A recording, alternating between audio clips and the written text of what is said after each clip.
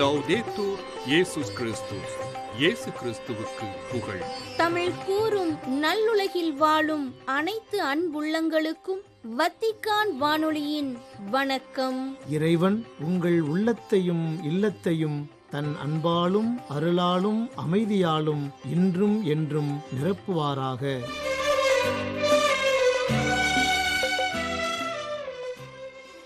அன்பு நேயர்களே, இன்றைய நம் ஒளிபரப்பு உங்களுக்கு வழங்க இருப்பவை தடம் தந்த தகைமை, நேர்காணல் மற்றும் செய்திகள்.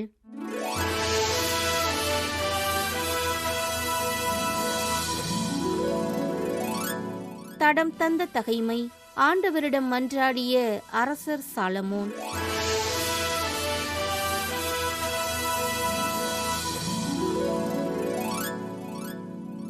கடவுள் உண்மையாகவே மனிதரோடு மண்ணில் வாழ்வது நம்பக்கூடியதா?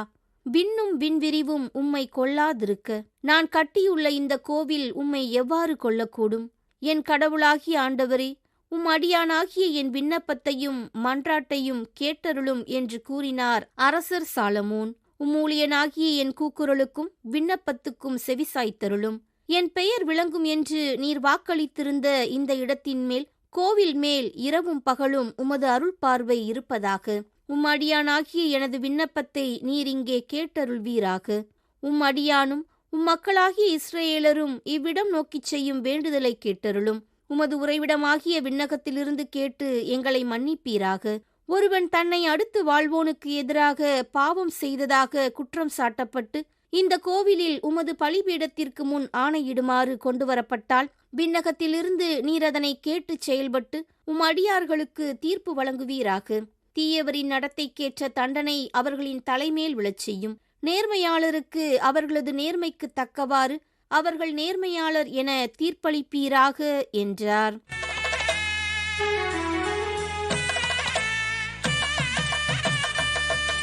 நேர்காணல்.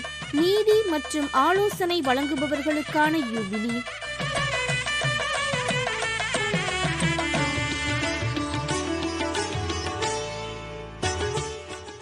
பிறரை மதித்தல், பிறர் மீது அக்கறை காட்டுதல், கடவுள் நம்மிடம் ஒப்படைத்துள்ள படைப்பின் மீது அன்பு செலுத்துவதன் வழியாக நாம் இறைவனின் நிறைவாழ்வில் பங்கு கொள்ளுதல் போன்றவையே நீதியாக கருதப்படுகிறது. ஒருவர் மற்றவரை மாண்போடு நடத்துவதன் வாயிலாக நாம் நீதியுள்ள மனிதர்களாக வாழ்கின்றோம். நீதியுள்ள மனிதர்களாக வாழ ஒருவர் மற்றவரை மதித்து மாண்போடு வாழ வேண்டும். முதலில் நம்மை படைத்த கடவுளை நாம் மதிக்க வேண்டும். இரண்டாவது, நம்முடன் வாழ்பவரை கடவுளின் பிள்ளைகள் மற்றும் மனிதர்கள் என்ற முறையில் அவர்கள் இருப்பது போலவே மதிக்க வேண்டும். மூன்றாவதாக, நம்மையே நாம் மதிக்க வேண்டும். நான்காவதாக, கடவுளின் படைப்பை நாம் மதிக்க வேண்டும். இவ்வாறு நாம் மதித்து வாழ்ந்தோமானால் நீதி நம் நடுவே நிலைக்கும். நீதியுள்ள உலகம் செழிக்கும். உலக மக்களிடத்தில் நீதியும் மாண்பும் நிலைக்க, மக்கள் அனைவரும் அமைதியோடும் மகிழ்வோடும் வாழ நீதி மற்றும் ஆலோசனை வழங்குபவர்களுக்கான யூபிலியானது திரு அவையில் சிறப்பிக்கப்படுகின்றது. செப்டம்பர் 20 அன்று நீதி வழங்குபவர்களுக்கான திரு அவையில் சிறப்பிக்கப்பட இருக்கின்றது. திரு அவை நீதி உலகில் ஈடுபட்டுள்ள நீதிபதிகள், அரசு வழக்கறிஞர்கள், சட்ட பயிற்சியாளர்கள் தங்கள் குடும்பத்தினருடன் இந்த யூபிலி விழாவினை சிறப்பிக்கின்றனர்.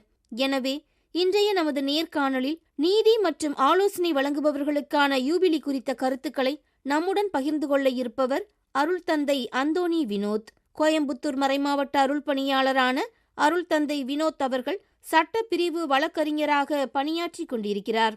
தந்தை அவர்களை நீதி வழங்குபவர்கள் மற்றும் ஆலோசனை வழங்குபவர்களுக்கான யூபிலி பற்றிய கருத்துக்களை எடுத்துரைக்க எம் வத்திக்கான் வானொலி நேயர்கள் சார்பில் அன்புடன் அழைக்கின்றோம்.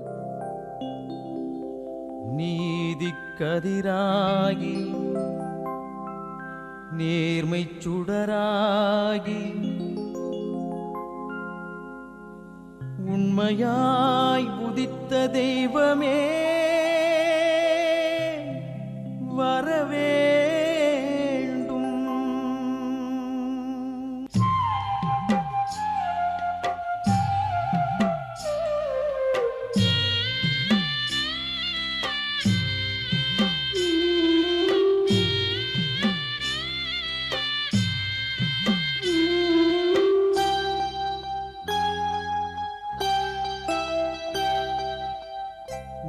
நீதியின் தேவனே வர வேண்டும்.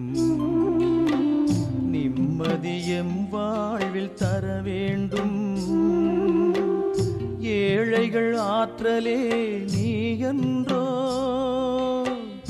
அவர்தம் வீழ்ச்சியும் தோல்வி என்றோ. நீதியின் தேவனே வர வேண்டும். நிம்மதியம் வாழ்வில் தர வேண்டும்.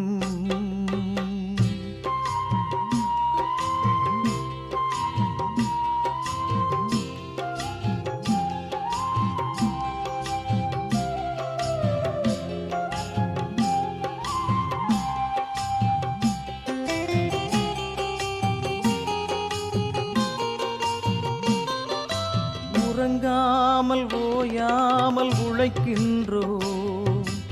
உலகை எம் வியர்வைகளால் நனைக்கின்றோம்.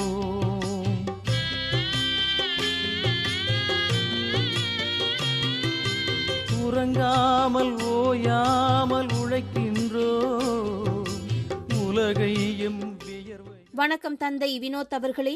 திரு அவையில் நீதி வழங்குபவர்கள் மற்றும் ஆலோசனை வழங்குபவர்கள் யூபிலி கொண்டாடப்பட காரணம் என்ன என்பது பற்றி எங்களுக்கு கொஞ்சம் கூறுங்களேன். வத்திக்கான் வானொலி நேயர்களுக்கு வணக்கம். அன்பு சொந்தங்களே, திரு அவையில் நீதி வழங்குபவர்கள் மற்றும் ஆலோசனை வழங்குபவர்கள் யூபிலி கொண்டாட காரணம் என்று நான் கருதுவது காலத்தின் கட்டாயம். தற்பொழுது நிலவி வரும் சண்டைகள், போர் பதற்றம், குழப்பங்கள், பொருளாதார சிக்கல்கள் மற்றும் யார் பெரியவன் யார் வலிமை மிக்கவன் என்ற சூழலில் அனைவரும் ஒருமித்த எண்ணத்தோடு சேர்ந்து பயணிக்கும் எதிர்நோக்கின் திருப்பயணிகள் என்ற சிந்தனையோடு உணர்ந்து வாழ தள்ளப்பட்டுள்ளோம். எனவே இது காலத்தின் கட்டாயம் என நான் கருதுகிறேன். நீதி வழங்குபவர்கள் மற்றும் ஆலோசனை வழங்குபவர்கள் இந்த யூபிலி ஆண்டை ஒரு அரிய வாய்ப்பாக பயன்படுத்தி மத்தேயு நற்செய்தியில் 5ஆம் அதிகாரம் 13 மற்றும் 14ஆம் வசனங்களில் சொல்லப்பட்டுள்ளது போல, நீங்கள் மண்ணுலகிற்கு உப்பாய் இருக்கிறீர்கள் மற்றும் நீங்கள் உலகிற்கு ஒளியாய் இருக்கிறீர்கள் என்ற இயேசுவின் வார்த்தைகளை ஏற்று எடுத்துக்காட்டான வாழ்வு வாழ்ந்தோம் என்றால், அப்பொழுது அவர்கள் உங்கள் நற்செயல்களை கண்டு உங்கள் விண்ணக தந்தையை போற்றி புகழ்வார்கள் என்ற இறைவாக்கு இந்த யூபிலி ஆண்டில் நிஜமாக மாறும், உண்மையாக மாறும். ஆதலால் திரு அவையில் நீதி வழங்குபவர்கள் மற்றும் ஆலோசனை வழங்குபவர்கள் இந்த யூபிலி ஆண்டை விட்டால் வேறு வாய்ப்பு இல்லை என்ற எண்ணத்தோடு விவிலியத்தின் மதிப்பீடுகளை நிலைநாட்ட அனைவருக்கும் சமமான நீதி வழங்க உழைத்திட வேண்டும். இது காலத்தின் கட்டாயமாகும். நீதி வழங்குபவர்கள் மற்றும் ஆலோசனை வழங்குபவர்கள் இவ்வுலகத்திற்கு அளிக்கும் பங்களிப்பு என்ன என்பது பற்றி கூற முடியுமா? நீதி வழங்குபவர்கள் மற்றும் ஆலோசனை வழங்குபவர்கள் உலகத்திற்கு அளிக்கும் பங்களிப்பு பல உள்ளன. அதில் குறிப்பாக 1. சமூக நீதி நிலைநாட்ட முழு மனதுடன் உழைக்க வேண்டும். 2. ஏழை எளியவர்கள் சுரண்டப்படாமல் அவர்களுக்கு நியாயம் கிடைக்க சட்ட ஆலோசனை கூறி நம் உடனிருப்பை உறுதி செய்ய வேண்டும். 3. புலம்பெயர்ந்தவர்கள் மற்றும் அகதிகளுக்கு உரிய நீதி நிலைநாட்ட முயற்சி எடுக்க வேண்டும். 4. சமத்துவ சமுதாயம் ஏற்படுத்த இந்த யூபிலி ஆண்டில் அனைத்து மக்களும் ஏற்றத்தாழ்வு இன்றி வாழ சட்ட உதவிகளை வழங்க வேண்டும். 5. ஒவ்வொரு மனிதனும், குறிப்பாக ஒடுக்கப்பட்ட மக்களுக்கு நீதி மறுக்கப்படும் பொழுது கடைசியாக நாடுவது நீதித்துறையை மட்டுமே. அச்சூழலில் நீதி வழங்குபவர்கள் மற்றும் ஆலோசனை வழங்குபவர்கள் விவிலியத்தில், குறிப்பாக நற்செய்தியின் விழுமியங்களின் அடிப்படையில் செயல்பட முயல வேண்டும். எடுத்துக்காட்டாக மத்தேயு நற்செய்தி 20ஆம் அதிகாரத்தில் திராட்சை தோட்ட வேலையாட்கள் உவமையில் திராட்சை தோட்ட உரிமையாளர் தம் மேற்பார்வையாளரிடம் வேலையாட்களை அழைத்து கடைசியில் வந்தவர் தொடங்கி முதலில் வந்தவர் வரை அவர்களுக்குரிய கூலியை கொடும் என்றார். எனவே 5 மணி அளவில் வந்தவர்கள் 1 தெனாரியம் வீதம் பெற்றுக்கொண்டனர்.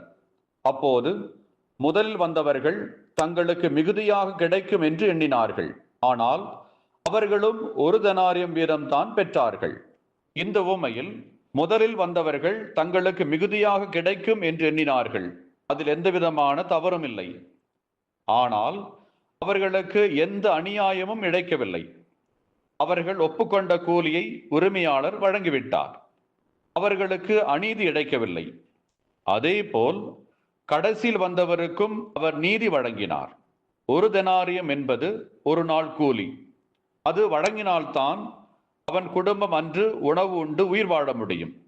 ஆதலால் அவனுக்கும் உரிய கூலி வழங்கி நீதியை நிலைநாட்டினார் உரிமையாளர். அதேபோல் நீதி வழங்குபவர்கள் மற்றும் ஆலோசனை வழங்குபவர்கள் சமத்துவ நீதி நிலைநாட்ட முயல வேண்டும். இந்த யூபிலி நாளில் ஒரு வழக்கறிஞராக நீங்கள் மக்களுக்கு கொடுக்கக்கூடிய செய்தி என்ன என்பது பற்றி எடுத்துரையுங்களேன். இந்த யூபிலி நாளில் மக்களுக்கு கொடுக்கக்கூடிய செய்தி என்னவென்றால், எனக்கு வந்தால் அது இரத்தம், மற்றவங்களுக்கு வந்தால் அது தக்காளி சட்னி என்ற எண்ணத்தோடு வாழக்கூடாது. எனக்கு இழைக்கப்பட்டால் அது அநீதி, அதையே நான் மற்றவர்களுக்கு இழைத்தால் அதற்கு நியாயம் கற்பிப்பதும், அதற்கான காரணங்களை சொல்லி விளக்கங்களை கொடுத்து நியாயப்படுத்துவதும் கைவிட வேண்டும். இந்த யூபிலி ஆண்டில் மத்தேயு நற்செய்தி 7ஆம் அதிகாரம் 12ஆம் வசனத்தில் உள்ள பொன்விதியை மட்டும் அனைவரும் கடைபிடிக்க முயற்சி எடுப்போம். பிறர் உங்களுக்கு செய்ய வேண்டும் என விரும்புவற்றை எல்லாம் நீங்களும் அவர்களுக்கு செய்யுங்கள். இறைவாக்குகளும் திருச்சட்டமும் கூறுவது இதுவே. அனைவருக்குமான சமத்துவ நீதி நிலைநாட்ட நாம் அனைவரும் எதிர்நோக்கின் திருப்பயணிகளாக இணைந்து இந்த யூபிலி ஆண்டில் பயணிப்போம். அனைவருக்கும் நன்றி. நன்றி தந்தையே. மிக அருமையாக, தெளிவாக நீதி வழங்குபவர்கள் மற்றும் ஆலோசனை வழங்குபவர்களுக்கான யூபிலி குறித்த கருத்துக்களை எங்களுடன் பகிர்ந்து கொண்டீர்கள். உங்களது பணி சிறக்க எம் வத்திக்கான் வானொலி நேயர்கள் சார்பில் வாழ்த்துக்களும் ஜெபங்களும்.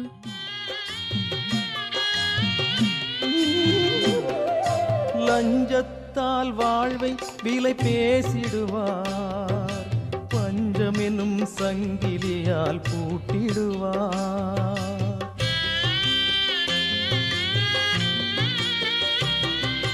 லஞ்சத்தால் வாழ்வை விலை பேசிடுவார், பஞ்சமெனும் சங்கிலியால் பூட்டிடுவார். தேவையான பொருளை விலையேற்றிடுவார், ஏழை எங்கள் அழுகையிலே மகிழ்ந்திடுவார். எம் தெய்வமே இறைவா, இறைவா, இறைவா. எம் தெய்வமே இறைவா, இந்நிலையில் இனியமக்கு விடிவுண்டோ, முடிவுண்டோ, வாழ்வுண்டோ. நீதியின் தேவனே வர வேண்டும், நிம்மதியும் வாழ்வில் தர வேண்டும். ஏழைகள் ஆற்றலே நீ என்றோ, அவர்தம் வீழ்ச்சி உன் தோல்வி என்றோ. நீதியின் தேவனே வர வேண்டும், நிம்மதியும் வாழ்வில் தர வேண்டும். நீதி மற்றும் ஆலோசனை வழங்குபவர்களுக்கான யூபிலி என்ற தலைப்பில் இன்றைய நேர்காணலினை உங்களுக்கு வழங்கியது வத்திக்கான் வானொலி.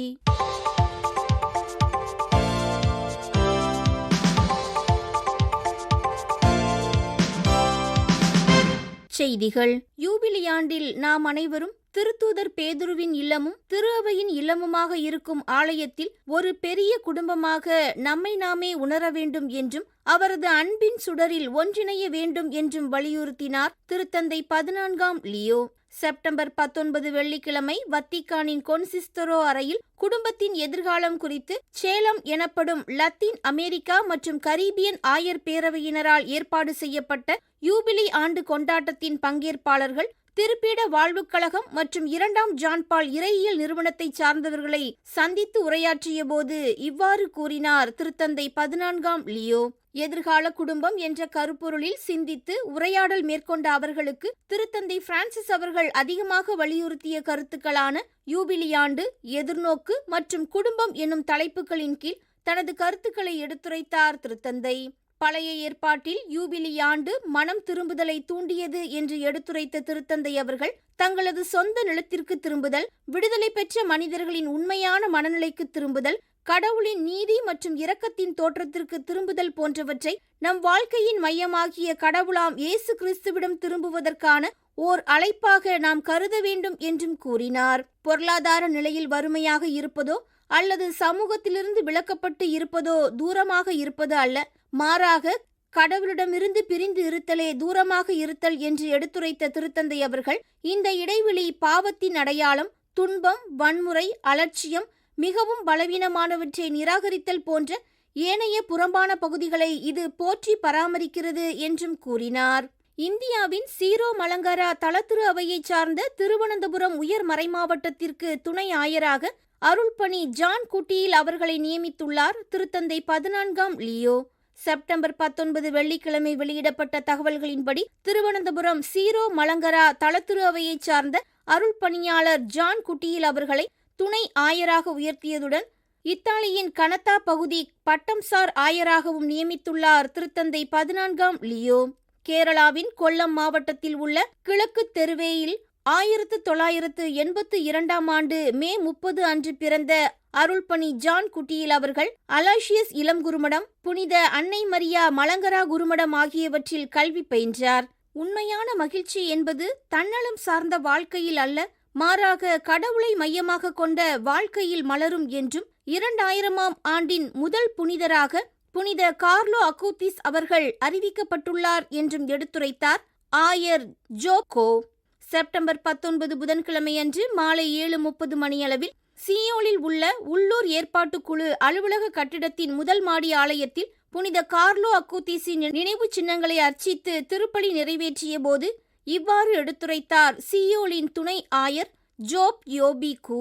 நற்செய்தியானது உண்மையான மகிழ்ச்சியை பற்றி நமக்கு எடுத்துரைக்கின்றது என்றும் மகிழ்ச்சி, செல்வம், புகழ், இளமை, ஆரோக்கியம் ஆகியவை சமூக வெற்றியை பொறுத்தது என்று உலகம் நமக்கு சொல்கிறது என்றும் எடுத்துரைத்தார் ஆயர் ஜோக்கோ. தற்காலத்தில் நாம் அதிகமாக பயன்படுத்தும் அலைபேசிகள், தகவல் தொழில்நுட்ப செயலிகளில் நாம் பெறும் விருப்பங்கள் நமக்கு உண்மையான மகிழ்ச்சியை தர முடியாது என்று எடுத்துரைத்த ஆயர் ஜோப் அவர்கள் கடவுளுடனான ஆழமான தொடர்பு, நீடித்த மகிழ்ச்சிக்கான ஒரே பாதை புனிதத்துவம் என்பதை இளம் துறவியான புனித கார்லோ அக்கூத்திஸ் நமக்கு எடுத்துரைத்தார் என்றும் கூறினார். வாழ்க்கையை வீணாக்காமல் ஒரு தலை சிறந்த படைப்பாக மாற்ற அன்றாட திருப்பலி, திருநற்கருணை ஆராதனை போன்றவற்றை நாம் செயல்படுத்த புனித கார்லோ அக்கூத்திஸ் முன்மாதிரியாக திகழ்ந்தார் என்று எடுத்துரைத்த ஆயர் அவர்கள் நாம் ஒவ்வொருவரும் நமது தனித்துவமான பாதையில் புனித வாழ்விற்காக அழைக்கப்படுகின்றோம் என்றும் எடுத்துரைத்தார். ஒருவர் மற்றவரை பின்பற்றுவதன் வழியாக அல்ல, மாறாக கடவுள் நமக்கு வழங்கிய கொடைகளை உண்மையாக வாழ்வதன் வழியாக புனிதத்துவ வாழ்க்கை வாழ நாம் அழைக்கப்படுகின்றோம் என்றும் எடுத்துரைத்தார் ஆயர் ஜோப். காசாவில் நடந்து வரும் போர் சூழலால் கடந்த 3 ஆண்டுகளாக அங்குள்ள குழந்தைகள் பள்ளிக்கு செல்லும் சூழல் இல்லை என்றும் பள்ளிக்கூடங்கள் இஸ்ரேல் தாக்குதலுக்கு எதிராக போராடும் இடங்களாக இருந்ததால் அவை அழிக்கப்பட்டன என்றும் தெரிவித்துள்ளார் அருள் பணியாளர் இப்ராஹிம் ஃபல்தாஸ். செப்டம்பர் 19 வெள்ளிக்கிழமையன்று வெளியிடப்பட்ட காணொளியில் காசாவில் நிகழ்ந்து வரும் சூழல் குறித்து எடுத்துரைத்த போது இவ்வாறு கூறியுள்ளார் எருசலேம் புனித பூமியின் காவலராகிய பிரான்சிஸ்கன் சபை அருள் பணியாளர் இப்ராஹிம் ஃபல்தாஸ். நேயர்களே, இத்துடன் வத்திக்கான் வானொலியின் தமிழ் ஒலிபரப்பு நிறைவு பெறுகின்றது. ஆர்வமுள்ள செவிமடுத்தலுக்கு நன்றி, வணக்கம்.